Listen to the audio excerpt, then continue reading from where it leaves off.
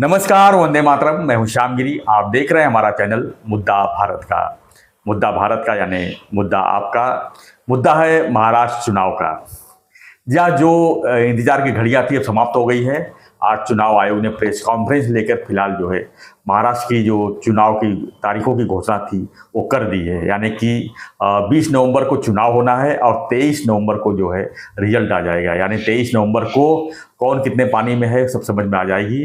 लेकिन एक महीने का जो अभी समय है वो जो है महाराष्ट्र की राजनीति के लिए काफ़ी उथल पुथल वाला समय रहेगा। टिकट को लेकर मारामारी होगी, जगह बंटवारे को लेकर मारामारी होगी और रिजल्ट तो हम और आप तय करेंगे कि कौन जीतेगा कौन हारेगा। लेकिन हमारा आज चर्चा का विषय यही है कि महाराष्ट्र चुनाव जो है पहली बार ऐसा हो रहा है कि एक दिन में 288 सीटों पर चुनाव होगी और उसका रिजल्ट जो है 2 दिन बाद आ जाएगा। तो आज हम चर्चा करेंगे। हमारे साथ में है राजनीति विशेषज्ञ दयानंद नेने जी। नेने जी काफ़ी स्टडी करके जो है कोई भी बात करते हैं तो चुनाव के ऊपर क्या स्टडी की है इनसे हम जानेंगे कि एक दिन जो चुनाव की प्रक्रिया है महाराष्ट्र में जो होने जा रही पहली बार कि एक दिन में 288 जगहों पर चुनाव होंगे, तो ऐसे कैसे संवेदनशील इलाके भी कुछ हैं, कुछ ओपन भी हैं, कुछ ऐसे जगह भी है जहां पर काफ़ी दिक्कतें होती है। तो सब मिलाकर एक दिन में कैसे संभव होगा और इसका क्या जो है किसको फायदा होगा किसको नुकसान होगा हम देख लेते हैं। सर स्वागत है एक बार फिर से हमारे चैनल में आपका। क्या कहेंगे जो अभी चुनाव आयोग ने जो अभी प्रेस कॉन्फ्रेंस लेके जो घोषणा की है, देखा है तो आचार संहिता अब लग जाएगी महाराष्ट्र में, लागू हो गई है। 1 महीना 5 दिन जो है इसमें मिल रहा है प्रचार करने के लिए सभी राजनीतिक दलों को। सर राजनीतिक दलों की बात करें तो चुनाव आयोग का आज प्रेस कॉन्फ्रेंस जो हुआ है वो किसी फेवर में जाता हुआ दिख रहा है या फिर निष्पक्ष चुनाव होने की प्रक्रिया है जो एक दिन में चुनाव होना है? देखिए, सबसे पहले वंदे मातरम जी। आज चुनाव आयोग ने जो प्रेस कॉन्फ्रेंस की और एक दिन में चुनाव निपटाने का जो उन्होंने घोषणा की उसका मैं स्वागत करता हूं। एक्चुअली सबने स्वागत करना चाहिए। बिल्कुल। लोकसभा के वक्त समझ में नहीं आया क्यों 4-5 चरणों में उन्होंने खींच लिए थे चुनाव। 7 चरणों में जी। तो और अभी जब वो एक चरण में कर सकते हैं ऐसे कह रहे हैं तो जाहिर है कि लोकसभा में 7 चरण में करने का कोई ज़रूरत नहीं थी। खैर उस वक्त मेरे ख्याल से भारतीय जनता पार्टी को मोदी जी का इस्तेमाल जगह जगह पे जितना ज़्यादा कर सकते उतना करना था जी। इसके लिए उन्होंने वो 7 चरण में किया होगा। पर अभी जो विधानसभा के चुनाव है उसमें मेरे ख्याल से मोदी जी इतने ज़्यादा इन्वॉल्व नहीं होंगे जो हमने हरियाणा में और कश्मीर में भी देखा। तो वही महाराष्ट्र में अगर होगा तो इसलिए मेरे ख्याल से एक चरण में उन्होंने निपटाने की घोषणा कर दी है। बिल्कुल। और मुझे लगता है जो उन्होंने आज पूरी व्यवस्था बताई, मतलब गढ़चिरौली जैसा सेंसिटिव जोन वगैरह है तो उधर कितनी पुलिस तैनात होगी, उधर कितने बूथ होंगे, उधर कितने अफसर लगाएंगे वगैरह, तो उन्होंने अपना होमवर्क इलेक्शन कमीशन ने तो काफ़ी अच्छा किया हुआ है ऐसा लगता है। और मेरे हिसाब से सारे राजनीतिक दल इसका स्वागत ही करेंगे। एक दिन में हो रहा है। देखा जाए तो नेने साहब कश्मीर में जिस तरह से संवेदनशील मामला था वहां पर 370 हटाई गई थी, उसको लेकर काफी लंबा चुनाव की तारीखें खींची गई। यानी कि 10 साल चले गए और चुनाव नहीं हुआ। उसको देखकर ऐसा लग रहा था कि कश्मीर में काफी लफड़े होंगे, वहां पर काफी आतंकवादी गतिविधियां बढ़ेंगी, चुनाव की प्रक्रिया में काफी रुकावट आएगी। लेकिन जितने आसानी से कश्मीर और जम्मू कश्मीर का चुनाव हुआ उसको देखते हुए मुझे नहीं लगता कि महाराष्ट्र में एक दिन में अगर चुनाव होता है तो कोई दिक्कतें आएगी, क्योंकि एक तरह से जो हमारा देश है एक चुनाव एक देश एक चुनाव की प्रक्रिया में अगर जा रही है तो ये एक तरफ मेरे ख्याल से एक पहल है कि अगर हर स्टेट में एक दिन में अगर चुनाव हो जाते हैं, जबकि 288 सीट काफ़ी होती है। इसके बाद उत्तर प्रदेश का नंबर आता है, उत्तर प्रदेश में भी देखेंगे अगर एक दिन में अगर वहाँ पर भी चुनाव प्रक्रिया होती है, मेरे ख्याल से ये ट्रायल होगा कि चुनाव आयोग एक ट्रायल कर रही है कि एक स्टेट में। मुझे लगता है उत्तर प्रदेश में दुगनी है महाराष्ट्र के, तो वो 2 चरण में करेंगे। नहीं, अगर वहाँ भी एक चरण में होता है तो एक बहुत बड़ी मतलब सही फाइनल वो देखना पड़ेगा देखने की बात है, वो तो आगे वाली प्रक्रिया है। लेकिन सर अभी जो राजनीतिक दलों को देख रहे हैं आप, पहले 4 दल मुख्य दल हुआ करते थे महाराष्ट्र में, अभी 6 दल हो गए हैं, यानी शिवसेना के 2 हो गए हैं, राष्ट्रवादी कांग्रेस पार्टी के 2 हो गए हैं, तो कुल 6 दल हैं और काफ़ी चीज़ें इसमें बढ़ जाती हैं। वो तो चुनाव के लिए हर कोई जो है जो जिसको टिकट मिलेगा अपने हिसाब से प्रचार करेगा। तो क्या देख रहे हैं सर कि स्थिति और परिस्थिति क्या बन रही है महाराष्ट्र की?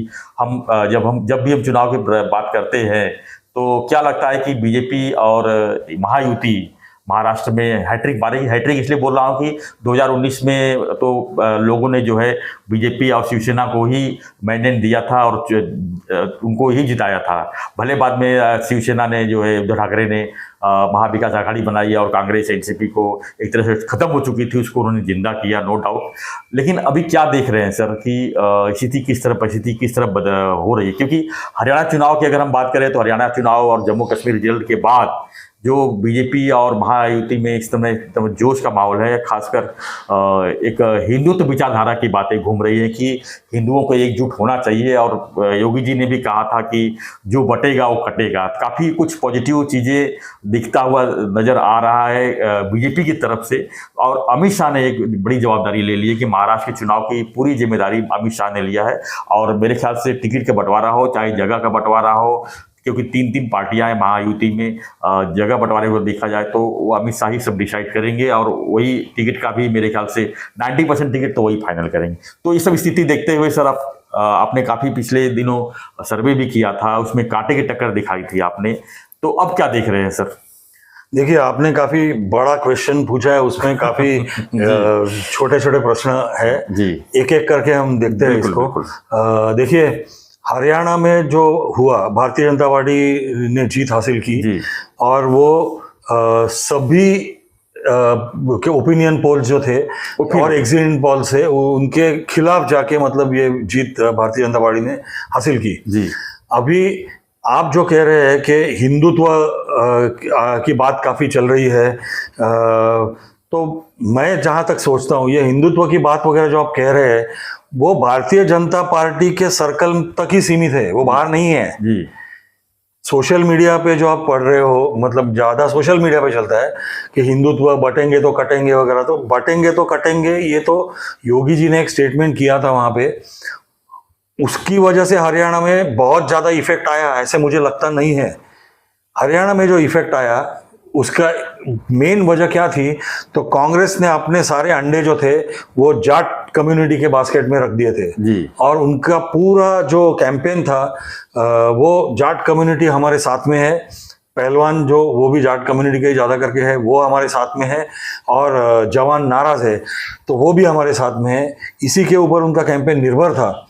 बीजेपी ने उधर क्या किया था, जाट कम्युनिटी अगर उनके साथ में जा रही है तो नॉन जाट जिसे कहते हैं, जाट बगैर जितनी भी कम्युनिटीज है, जिसे 35 कम्युनिटी वो बोल रहे थे, उन्होंने बताया कि 36 अगर कम्युनिटी हरियाणा में है, एक कम्युनिटी अगर कांग्रेस के साथ जाई तो बाकी 35 अगर अपने साथ आ गई तो हम चुनाव जीत सकते हैं जी। और ग्राउंड लेवल पे संघ का साथ लेके भारतीय जनता पार्टी के कार्यकर्ताओं ने ये जो बाकी नॉन जाट कम्युनिटीज और समाज जो है उनके पास जाके उनको इकट्ठा करके अपने तरफ खींच के लेके आए, और उससे जो वोटिंग हुआ उसकी वजह से भारतीय जनता पार्टी की जीत हो गई।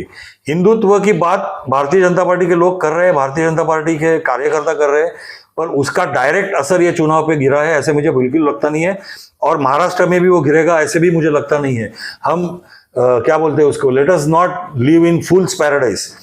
ये जब भी होना है तब होगा, फिलहाल जमीन पे अगर पैर रख के देखेंगे तो आपका दूसरा सवाल जो आता है कि महायुति और महाविकास आघाड़ी, तो मैं जाता हूं 1 महीने पहले तक या तो 20-25 दिन पहले तक कि हमारे पास जो डेटा आया था, तो वो जो डेटा है वही बेस पकड़ के अगर मैं अभी बात की तो एक बात ही है कि दोनों अभी कांटे की टक्कर है दोनों में, और दोनों अब 50-50 में they are at starting point, और स्टार्टिंग पॉइंट पे दोनों सरीखे जगह पे ही है जी। अभी लास्ट 30 दिन में आगे कौन निकल जाता है उसमें से उसकी जीत होगी, और ये इमीडिएटली बताना मुश्किल है। हमारा जो आखिरी सर्वे है वो कल से शुरू होगा 16 तारीख से 22 तारीख तक, उसमें ज़्यादा करके चीज़ें उभर के आएगी, स्पष्ट होगी कि कौन आगे जा रहा है।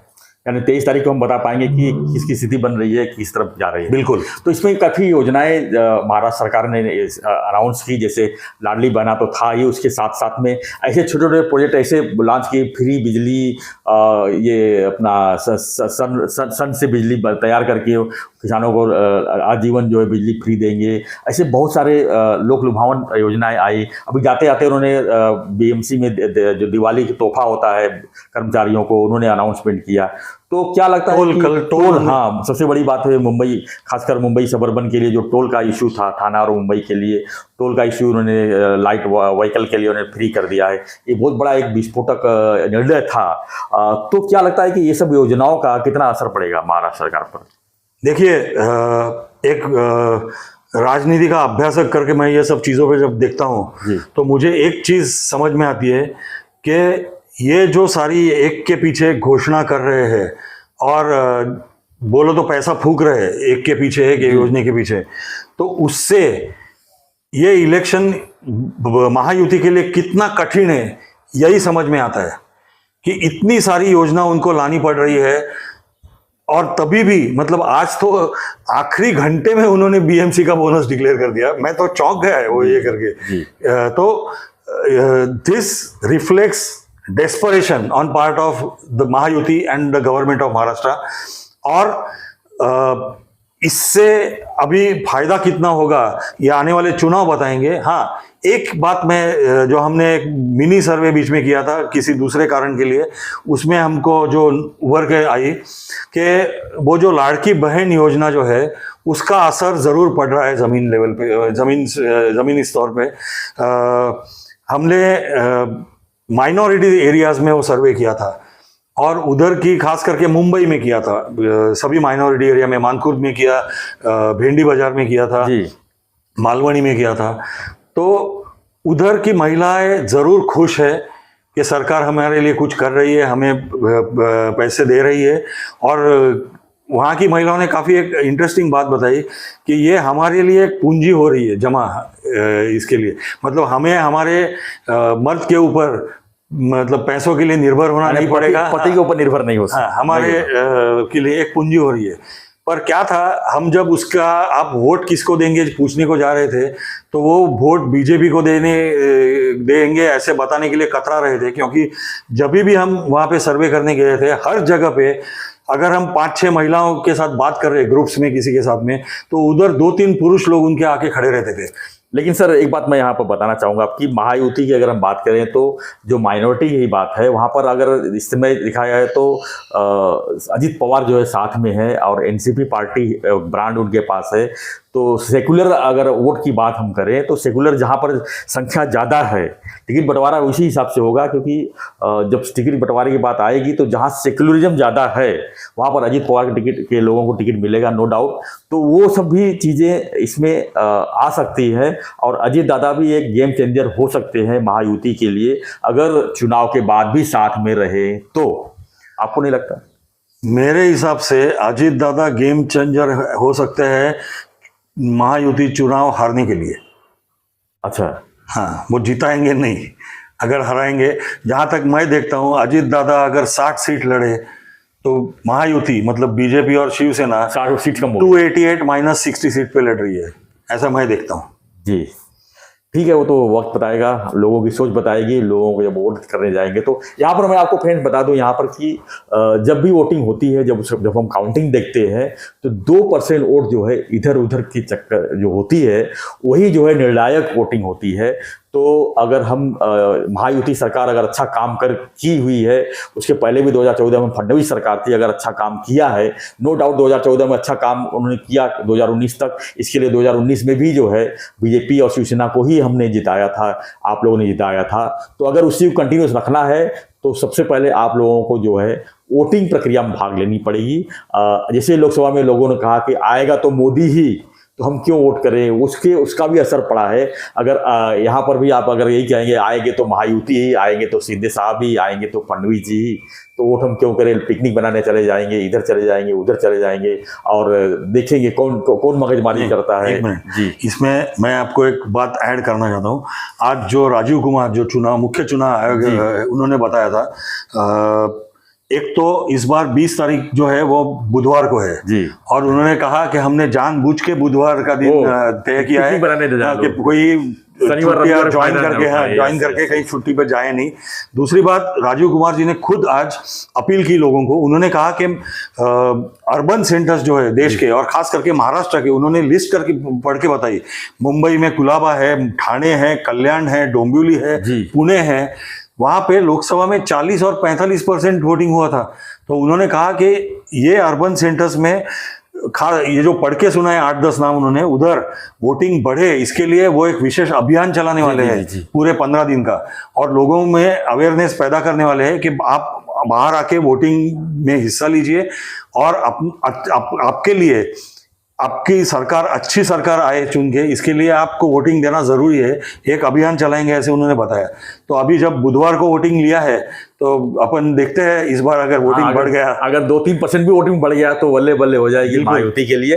खैर मैं यही कहूंगा कि वोटिंग प्रक्रिया में भाग लीजिए, क्योंकि जो लोकसभा चुनाव में हुई तो सब जब उसका कारण निकाला गया, उसका मंथन किया गया, तो यही हुआ कि 5 सीटों पर हम जीत रहे थे, 6वीं सीट में मुसलमानों ने 100% वोट दे दिया तो वो हार गए।